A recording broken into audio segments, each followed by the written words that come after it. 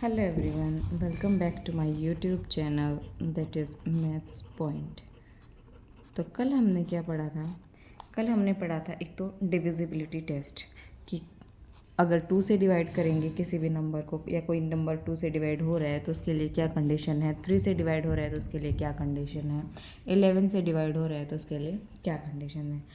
आज हम देखेंगे कि कुछ क्वेश्चंस है, स्पेसिफिक क्वेश्चंस, उनको देखेंगे। जैसे हम फर्स्ट क्वेश्चन लेंगे, that find number of integers between 100 to 600 which are divided by 4 and 6 both। यानी कि क्या क्वेश्चन है हमारे पास कि हमें नंबर ऑफ इंटीजर्स निकालने हैं 100 से लेकर 600 के बीच में, वो नंबर जो 4 और 6 दोनों से डिवाइड हो जाएं। तो ये कैसे सॉल्व करेंगे हम?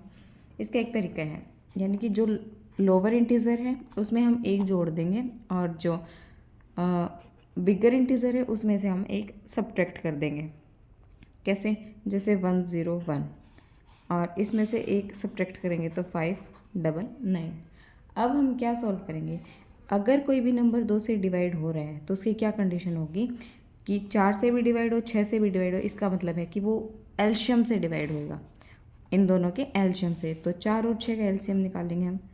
4 और 6 का 2 2 ज़ा 4, 2 3 ज़ा 6, 2 1 ज़ा 2, 3 एज इट इज़, 3 1 ज़ा 1। क्या आ गया एलशियम? 2 2 ज़ा 4, 4 3 ज़ा 12। एलशियम हमारे पास आ गया 12, सॉरी, एलशियम 12 आ गया। दैट मीन्स कोई भी नंबर 4 और 6 दोनों से डिवाइड होगा तो मतलब कि वो एलशियम उसका जो 12 आ गया, इससे हम डिवाइड करेंगे इन दोनों को। अब 101 को 12 से हम डिवाइड करेंगे तो क्या आएगा? कितने पे जाएगा? 8 ज़ा पे, 12 8 ज़ा पे, 12 8 ज़ा 96। तो 12 8 ज़ा 96, 8 पॉइंट समथिंग आएगा। ठीक है, ऐसे ही हम 12 को 599 से करेंगे। 599, 12 4 ज़ा 48, 1 कितना आ गया? 9 to 11, 19, 119 और ये जाएगा 9 ज़ा पे जाएगा।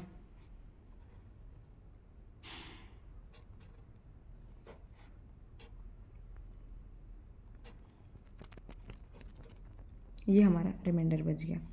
क्या आया? 49 समथिंग पे, 49 पॉइंट समथिंग आएगा। ठीक है, यहाँ 8 पॉइंट समथिंग आएगा।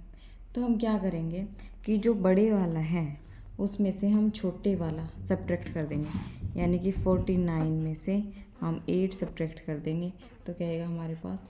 अप्रोक्स 24 आए, 41 आंसर आएगा। सॉरी, अप्रोक्स क्या आंसर आएगा हमारे पास? 41।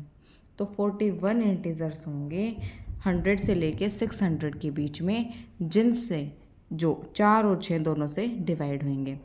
कोई भी नंबर, जैसे दो नंबर दे रखे हैं कि 4 और 6 से डिवाइड हो रहे हैं, तो उनका हम एलशियम लेके सॉल्व करते हैं। ठीक है, इनका एलशियम लिया हमने, एलशियम कितना आ गया? 12 आ गया। 12 आने के बाद हम क्या करेंगे? जो छोटे वाला नंबर है उसमें 1 ऐड कर देंगे और बड़े वाले नंबर में से 1 सब्ट्रैक्ट कर देंगे। अब इसमें 1 ऐड करेंगे तो क्या आ गया? 101। इसमें सब्ट्रैक्ट करेंगे तो क्या आ गया? 599। अब क्या करेंगे हम? 12 से इसको डिवाइड करेंगे तो 8 पॉइंट समथिंग ही आएगा और 49 पॉइंट समथिंग ही आएगा। इसमें से इसको हम सब्ट्रैक्ट कर देंगे तो जो आंसर आएगा, यानी कि उतने इंटीजर होंगे अप्रॉक्सीमेटली जो कि 4 और 6 दोनों से डिवाइड होंगे 100 और 600 के बीच में। ठीक है, सेम इसी टाइप का एक क्वेश्चन हम और देखते हैं। क्या है कि 215 से लेके 635 तक कितने इंटीजर हैं जो 3, 4 और 5 तीनों से डिवाइड होंगे? तो सेम प्रोसीजर है हमारे पास। प्रोसीजर क्या रहेगा हमारा कि बड़े वाले नंबर में से एक सब्ट्रैक्ट कर देंगे, छोटे वाले नंबर में से एक हम ऐड कर देंगे। तो 216 से लेके 634 तक एलशियम निकालना पड़ेगा इसका। एलशियम कितना आएगा? 60। ठीक है, 60 से हम इसको डिवाइड करेंगे और 60 से इसको डिवाइड करेंगे। 60 से जब 216 को डिवाइड करेंगे तो 3.6 समथिंग आएगा, और 634 को हम अगर डिवाइड करेंगे तो ये आएगा 10 पॉइंट समथिंग। ठीक है, अब 10 में से राउंड ऑफ करके लेंगे हम, 10 में से 3 को सब्ट्रैक्ट करेंगे, क्या आंसर आएगा हमारा 7। तो क्या है कि 7 ऐसे इंटीजर हैं, यानी कि 7 ऐसे इंटीजर हैं 215 से लेकर 635 के बीच में, जो 3, 4 और 5 तीनों से डिविजिबल होंगे। ठीक है, इसका मतलब ये है कि 7 ऐसे इंटीजर हैं 215 से लेकर 635 के बीच में, जो 3, 4 और 5 तीनों से डिविजिबल होंगे। एक क्वेश्चन हम और देख लेते हैं, सेम ऐसा ही। क्वेश्चन क्या है,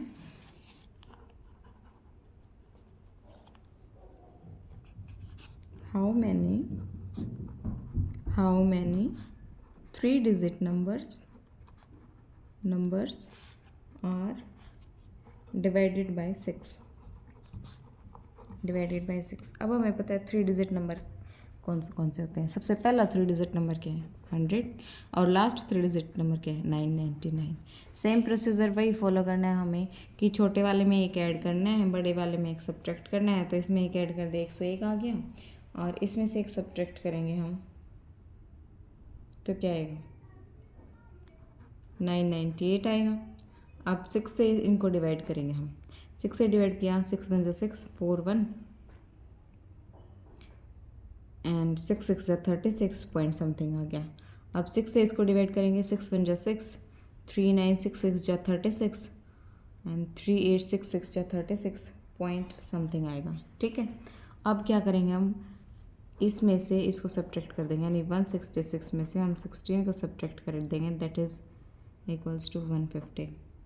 ठीक है, तो इसका मतलब है कि 150 ऐसे डिजिट्स हैं, यानी ऐसे नंबर हैं जो 3 डिजिट हैं और 6 से डिविजिबल हैं। 150 ऐसे नंबर हैं जो 6 से डिवाइड होंगे। कौन से? 3 डिजिट वाले। ठीक है, नेक्स्ट हम देखेंगे, अब हम करेंगे कुछ रिमाइंडर बेस्ड क्वेश्चंस। नेक्स्ट क्या लेंगे हम, क्वेश्चंस बेस्ड ऑन रिमाइंडर पे बेस्ड क्वेश्चन करेंगे हम। ठीक है, रिमाइंडर पे बेस्ड क्वेश्चन करने से पहले हमें क्या क्या पता होना चाहिए। सबसे पहले इसको क्या बोलते हैं, इसको क्या बोलते हैं, इसको क्या बोलते हैं, और इसको क्या बोलते हैं, और इसको क्या बोलते हैं। ये क्या है हमारा रिमाइंडर। ठीक है, जो इसके अंदर होता है उसको हम बोलते हैं डिविडेंड, इसको हम बोलते हैं क्वोशिएंट, ये होता है हमारा डिविज़र। ठीक है, डिविज़र, डिविडेंड, क्वोशिएंट और रिमाइंडर। मेनली बच्चे इन दोनों में ही कंफ्यूज होते हैं। किसमें? डिविज़र और डिविडेंड में। डिविज़र वो है जिसे हम डिवाइड कर रहे हैं, डिविडेंड वो है जिसको हम डिवाइड कर रहे हैं। ठीक है, इनका एक बेसिक सा फॉर्मूला भी है, वो क्या है कि dividend is equals to quotient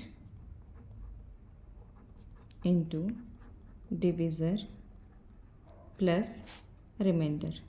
ये वाला जो फॉर्मूला है ये भी थोड़ा इम्पोर्टेंट ही है। क्या फॉर्मूला है कि dividend is equals to quotient into divisor plus में रिमाइंडर, यानी डिविडेंड किसके बराबर होगा, क्वोशिएंट और डिविज़र का मल्टीप्लाई और ऐड करेंगे रिमाइंडर, तो वो हमारा किसके बराबर आएगा, डिविडेंड के बराबर आएगा। अब हम कुछ क्वेश्चंस देखेंगे रिमाइंडर पे बेस्ड। क्वेश्चन क्या है हमारे पास, क्वेश्चन है that by dividing any number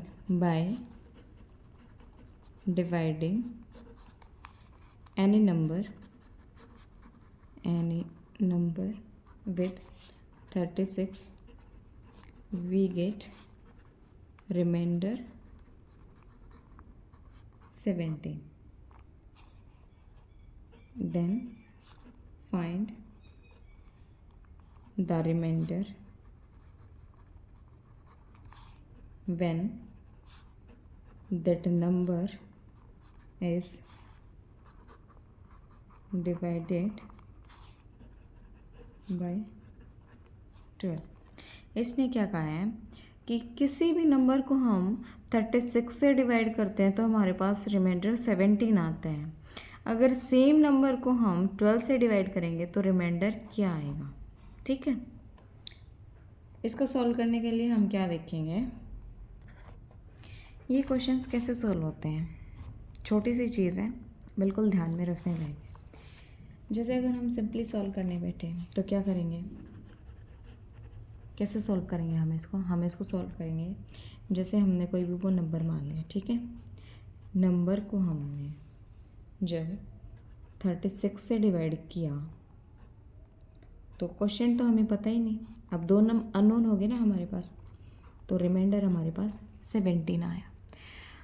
तो इसने कहा है कि अगर सेम नंबर को हम 12 से मल्टीप्लाई करेंगे तो रिमाइंडर क्या आएगा। तो इस टाइप के क्वेश्चन में हम क्या करेंगे, जो पहले वाला नंबर, जो पहले वाला जो डिविज़र था, ठीक है, उसमें जो रिमाइंडर आ रहा था उस रिमाइंडर को हम नंबर मान लेंगे सेकंड केस में, और जो रिमाइंडर आएगा वो आ जाएगा सेकंड केस का रिमाइंडर। जैसे हम इसमें क्या देखेंगे कि 17 को हम सपोज कर लेंगे नंबर के रूप में, और 17 को हम 12 से डिवाइड कर देंगे सेकंड नंबर के रूप में। सो 12 बन जा 12 5, तो जो ये 5 बचा है ये रिमाइंडर है। कब, जब उस नंबर को हमने 12 से डिवाइड किया, तो 5 हमारा आंसर आ गया। ठीक है, सिंपल सा स्टेप है। हमें क्या बताना है कि उस नंबर को अगर हमने 36 से डिवाइड किया तो 17 रिमाइंडर आया, तो 17 रिमाइंडर है, सेकंड केस में हम उसी को नंबर मान लेंगे और जो रिमाइंडर आएगा वही आंसर होगा। ठीक है, अगर दूसरे वाला क्वेश्चन देखें हम, सेम एज इट इज़ देखें कि बाय डिवाइडिंग, ये वाली स्टेटमेंट जो है वो सेम रहेगी, by dividing the number with 343 remainder is 43। ठीक है, तो नेक्स्ट इसने क्या बोला है, find remainder when we divide number by 7।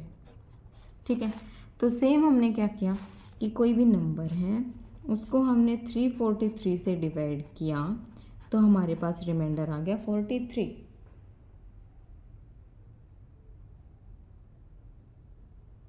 ठीक है,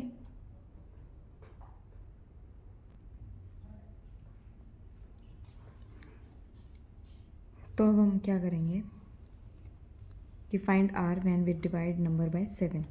तो 7 से डिवाइड करेंगे, रिमाइंडर को हम 7 से डिवाइड कर देंगे।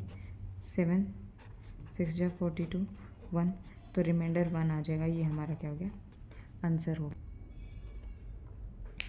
ठीक है, 1 हमारा क्या हो गया, आंसर हो गया, है ना। अब हम अगर नेक्स्ट देखें, नेक्स्ट क्वेश्चन हम देखते हैं कि किसी भी नंबर को, क्वेश्चन क्या है,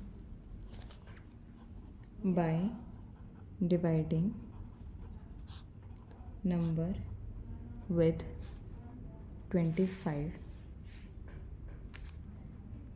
रिमाइंडर क्या बचेगा हमारे पास, remainder remains 7। Then find when we divide square of that number by 5, the remainder will be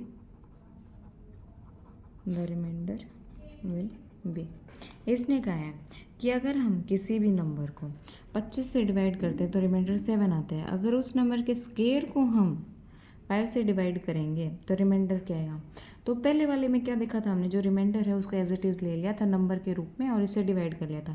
अब की बार इसने स्क्वायर पूछे हैं, तो स्क्वायर पूछा है तो हम रिमाइंडर का स्क्वायर ले लेंगे, 7 का स्क्वायर, और उसको 5 से डिवाइड कर देंगे 49, और इसको 5 से डिवाइड करेंगे, क्या रिमाइंडर आ जाएगा हमारे पास 45 4 हमारे पास रिमाइंडर आ गए, और यही क्या है हमारा आंसर। ठीक है, अगर स्क्वायर दे रखा है तो हम इसका स्क्वायर कर देंगे, अगर क्यूब दे रखा है तो हम इसका क्यूब कर देंगे। जैसे भी हमें क्वेश्चन में दे रखा है वैसे ही हम उसको घुमा देंगे, ठीक है। तो इस टाइप से हमारा आंसर आ जाएगा। नेक्स्ट हम देखेंगे, नेक्स्ट क्वेश्चन क्या है कि in a question of divide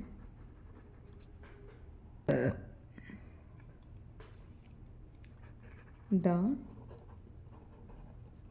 divisor is 24 times the quotient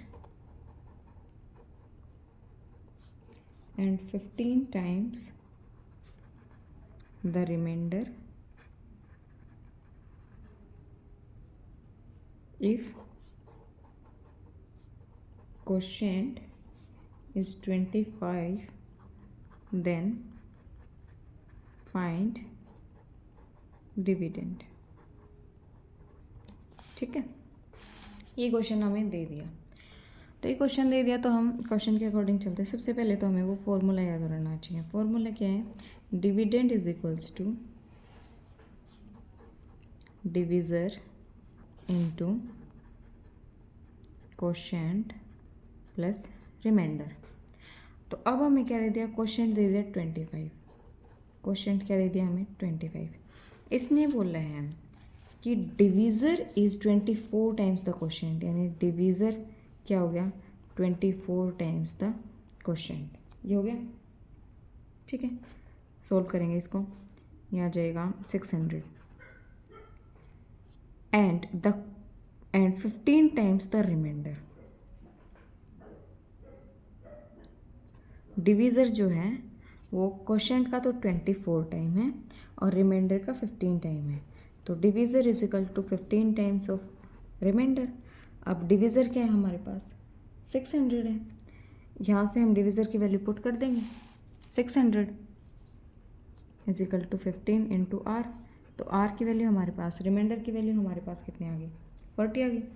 reminder हमारे पास 40 आ गया, डिवीज़र हमारे पास 600 आ गया। अब बचा क्या? क्वोशिएंट हमारे पास 25 आ गया। निकालना क्या है हमें? डिविडेंड निकालना है। तो डिविडेंड क्या हो जाएगा? Quotient into divisor plus remainder. ये क्या हो जाएगा हमारे पास? 15040। ये आंसर आ जाएगा हमारा after we solve this question, ठीक है। इसमें तो क्या था? सीधा सा फॉर्मूला याद रखना था, क्या कि dividend is equals to divisor into quotient plus remainder. बस यही फॉर्मूला मेन था और बाकी हमें कुछ याद नहीं रखना था, ठीक है। अब एक और इम्पोर्टेंट चीज़ हम देखेंगे। अब कुछ की पॉइंट्स हैं, यानी वो इम्पोर्टेंट है।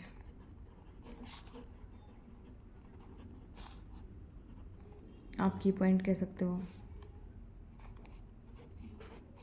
या इम्पोर्टेंट पॉइंट कह सकते हो। वो है, क्या है? पहला क्या है? If a raised to power n plus b raised to power n and n is over, then a raised to power n plus b raised to power n is always divisible by a plus b। अगर इस type से कोई digit दे रखी है जिसमें a की power n plus b की power n हो और n एक ओड नंबर हो, तो a की पावर n प्लस b की power n is always divisible by a plus b, ठीक है। नेक्स्ट पॉइंट हम देखते हैं कि अगर a की पावर n प्लस b की पावर n हो जिसमें n इवन हो, तो ये ना तो then it will not divisible by, it will not divisible by a plus b और a minus b। अगर इस टाइप से अगर कोई टर्म है a की पावर n प्लस b की पावर n और जिसमें n इवन नंबर है, तो ना तो a प्लस b से डिविजिबल होगी, ना वो a माइनस b से डिविजिबल होगी, ठीक है। थर्ड पॉइंट क्या है? सिमिलर a की पावर n माइनस b की पावर n है, इसमें अगर n ओड है तो ये किससे डिविजिबल होगी? This will be divisible by a minus b. ठीक है, अगर सेम a की पावर n माइनस b की पावर n है और n इवन है, देन ये किससे डिविजिबल होगी? Divisible by both a plus b और a माइनस बी। ये कुछ डिविजिबिलिटी वाली हैं जो हमें याद रखनी है। ठीक है, इस पे कुछ क्वेश्चंस भी हम क्वेश्चंस सॉल्व कर लेंगे। तो क्वेश्चन कैसे सॉल्व करेंगे वो हम थोड़ा देर में देखेंगे, पर पहले हम एक ही पॉइंट्स जो हैं ये देख लेते हैं कि a की पावर n प्लस बी की पावर n है, जिसमें n ओड है, तो ये हमेशा a प्लस बी से डिविजिबल होगा। ठीक है, ये याद रखना है हमें, a प्लस बी से डिविजिबल होगा। अगर a की पावर n प्लस b की पावर n है और n इवन है, तो ये ना तो a प्लस बी से डिविजिबल होगा, ना ये a माइनस बी से डिविजिबल होगा। ठीक है, अगर a की पावर n माइनस बी की पावर n है और n ओड है, तो ये a माइनस बी से डिविजिबल होगा। अगर a की पावर n माइनस बी की पावर n है जिसमें n इवन है, तो ये किससे डिविजिबल होगा? a प्लस बी से भी डिविजिबल होगा और a माइनस बी से भी डिविजिबल होगा। ठीक है, अब हम इससे रिलेटेड कुछ क्वेश्चंस देख लेते हैं। जैसे पहला क्वेश्चन है कि if n is a natural number then 9 raised to power 2n minus 4 raised to power 2n is always divisible by। तो इसके कुछ ऑप्शंस होंगे। ठीक है, ऑप्शन देखते हैं। ऑप्शन कैसे दिए होंगे? Only 4, only 5, both 5 and 13, A option, B option, C option और डी ऑप्शन क्या है? ओनली 9। देखो कौन सा वाला पॉइंट इससे रिलेट करेगा? सबसे पहले देखो 9 raise to power 2n, a raise to power n, b raise to power n minus में है, तो a raise to power n, b raise to power n minus में है। 2n है, 2n है, इसका मतलब ये इवन है। ठीक है, तो किससे डिविजिबल होगा? a प्लस बी और a माइनस बी। a की वैल्यू क्या है? 9, b की वैल्यू क्या है? 4 और a माइनस बी 9 माइनस 4, तो 9 प्लस 4 13 और 9 माइनस 4 5, तो बोथ 5 and 3, यानी कि दोनों से डिविजिबल होगा ये। ठीक है, सो इसीलिए ये कुछ क्वेश्चंस हैं। जैसे अगर इस टाइप का कोई क्वेश्चन हमारे पास आ जाता है तो हम सीधा सॉल्व कर सकते हैं, अगर हमें ये की पॉइंट्स याद हैं तो। ठीक है, ये हमें ज़रूर याद रखना है, ये ज़रूर ध्यान रखना है कि n इवन है या n ऑड है। अगर थोड़ा से भी कन्फ्यूज़न हुआ, अगर प्लस में है और इवन है, इसका मतलब तो किसी से भी डिवाइड नहीं होगा। अगर सब्ट्रैक्ट में है, इवन है, तो दोनों से डिवाइड होगा। ठीक है, तो ये वाले क्वेश्चन हमें थोड़ा ध्यान रखने चाहिए। अब जैसे एक क्वेश्चन हम और ले लेते हैं, 3 raise to power 41 plus 7 raise to power 82 is divisible by. तो इसको हम कैसे सॉल्व करेंगे? हम देखेंगे जैसे 82 है, 82 क्या है? 41 का मल्टीपल है। ठीक है, तो हम इसको ऐसे भी लिख सकते हैं 3 raise to power 41 plus 7 raise to power 41 into 2, ऐसे लिख सकते हैं हम। अब देखो 3 रेज टू पावर 41, 7 का स्क्वायर ऊपर पावर 41 होगी, 7 का स्क्वायर कितना हो गया? 49, 3 रेज टू पावर 41 और 49 रेज टू पावर 41, ये क्या हो गया? a की पावर n, b की पावर n, जिसमें n क्या है? ओड है, तो ये किससे डिविजिबल होगा? a प्लस बी से। तो a प्लस बी की वैल्यू क्या होगी? 49 plus 3 that is equals to 52, तो ये किससे डिविजिबल होगा? हमारा 52 से। ठीक है, तो ऐसे कुछ क्वेश्चंस हैं ये, जो a की पावर n प्लस b की पावर n, अगर n ओड है तो किससे डिविजिबल होगा, n इवन है तो किससे डिविजिबल होगा। नेक्स्ट अगर हम सेम क्वेश्चन देखें, ठीक है, एक क्वेश्चन और देख लेते हैं।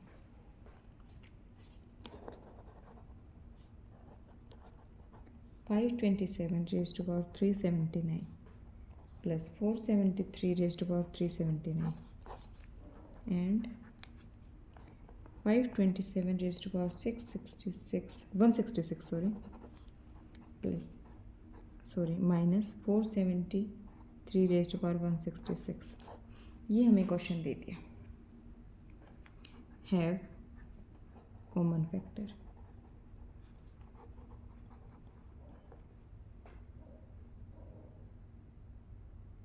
इनके कॉमन फैक्टर क्या होंगे, इसका कॉमन, इन दोनों के कॉमन फैक्टर क्या होंगे। आप फैक्टर निकालने हैं मतलब किससे डिवाइड होंगे, ठीक है। वैसे देखेंगे हम तो सबसे a raise to power b plus a raise to power n plus b raise to power n। n क्या है हमारे पास, ऑड है। ऑड है तो हम क्या करेंगे, a raise to power n plus b raise to power n, ये इसका ये किससे डिविजिबल होगा, किससे डिविजिबल होगा, ये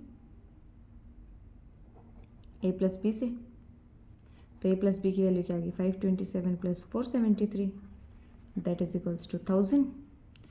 अब ये वाला है, ये वाला a raise to power n minus b raise to power n, इसमें n क्या है, इवन है।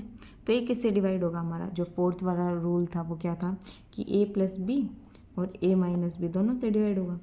तो a प्लस बी की वैल्यू क्या आ गई 1000 और a माइनस बी की वैल्यू क्या आ गई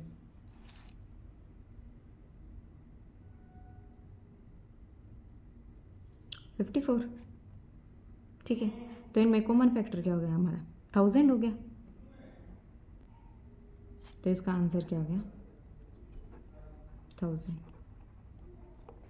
ठीक है। अब एक क्वेश्चन है 1 raise to power 99 plus 2 raise to power 99 up to 99 raise to power 99 when divided by 100 the remainder will be, क्या रिमाइंडर होगा 0 1 3 या 4। ये वाला क्वेश्चन आपको कमेंट बॉक्स में बताना है इसका आंसर क्या हुआ, ठीक है। सो ये वाला क्वेश्चन आपको खुद को सॉल्व करना है एंड कमेंट करना है कि इसका आंसर क्या होगा। अब कुछ क्वेश्चंस हैं, वो क्वेश्चंस कैसे हैं वो हम देखेंगे कि पावर में कुछ क्वेश्चंस हैं, उनको किसी भी नंबर से हम डिवाइड करेंगे तो रिमाइंडर क्या आएगा, ठीक है।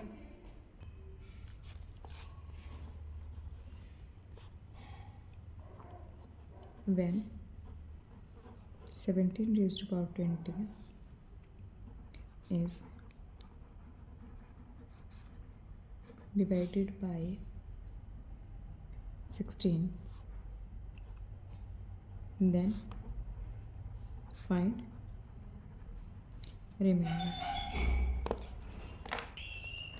तो अगर इस टाइप के क्वेश्चन हैं, इस टाइप के क्वेश्चन हम कैसे सॉल्व करें, तो इनको सॉल्व हम कैसे करते हैं, इनको सॉल्व करने के लिए जैसे जिस चीज़ से, जिस नंबर से डिवाइड करना है ना, और जिस नंबर को डिवाइड करना है उसको इसके फॉर्म में चेंज कर लेंगे। जैसे 17 है, इसको हम क्या लिख लेंगे 16 plus 1 raise to power 20 upon 16। अब 16 इससे मल्टीप्लाई करेंगे तो क्या रिमाइंडर आएगा, जो ये आएगा ना प्लस में या माइनस में जो भी आएगा तो ये हमारा रिमाइंडर होएगा। तो 1 की पावर 20, अब रिमाइंडर को करेंगे हम 16 से मल्टीप्लाई तो 1 ही आएगा। तो 1 क्या आएगा हमारा रिमाइंडर, ठीक है। इसको अगर हम 16 से मल्टीप्लाई करेंगे तो ऐसे ही अगर क्वेश्चन ऐसे दिया हो कि 16 की पावर 20 को जब हम 17 से डिवाइड करेंगे तो रिमाइंडर क्या आएगा। अब 16 को हम कैसे लिख लेंगे 17 minus 1 raise to power 20 upon 17। तो अब रिमाइंडर क्या है हमारे पास -1 आया, ठीक है। इसको कैसे सॉल्व करेंगे -1 रेज़ टू पावर 20 अपॉन 17, इसकी पावर क्या होगी 1 होगी। तो 1 अपॉन 17, तो 1 ये क्या आ गया, ये भी रिमाइंडर ही आ गया। अगर हमारे पास दे रखा हो 16 रेज़ टू पावर 19, इसको हम 17 से डिवाइड करेंगे तो रिमाइंडर क्या आएगा। तो ऐसे ही करेंगे हम 17 minus 1 raise to power 19 upon 17। अब क्या गया -1 रेज़ टू पावर 19 अपॉन 17, तो -1। अब -1 रिमाइंडर हो नहीं सकता, -1 रिमाइंडर नहीं हो सकता, तो हम 17 में से 1 को सब्ट्रैक्ट कर देंगे, यानी क्या आ गया हमारा रिमाइंडर 16। तो 16 हमारा आंसर होगा, क्योंकि रिमाइंडर कभी भी नेगेटिव नहीं होता, इसीलिए रिमाइंडर को जो है 17 में से हमने सब्ट्रैक्ट किया, तो जो आंसर आया वो आया 16। तो 16 हमारा रिमाइंडर होगा। अब एक क्वेश्चन हो गया, जैसे 5 raised to power 501 when divided by 126 find reminder.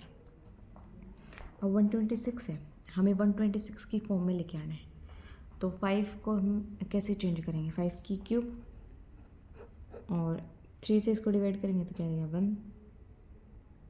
167। ये क्या आ गया हमारा 125 रेज टू पावर 167। इसको किससे डिवाइड करना, 126 से, तो 126 की फॉर्म में लेके आएंगे इसको 125 को, तो कैसे करेंगे 126 माइनस 1 अपॉन 126 इसकी पावर 161, तो ये क्या आ गया -1। ठीक है, -1 रिमाइंडर हो नहीं सकता, तो 126 माइनस 1 इज इक्वल्स टू 125, तो रिमाइंडर क्या है हमारे पास 125, तो ये रिमाइंडर आ। तो आज के लिए इतना ही, कल हम पढ़ेंगे law of indices. Law of indices के बाद हम अपना चैप्टर जो है नंबर सिस्टम वाला वो ख़त्म कर देंगे। So stay tuned, thank you.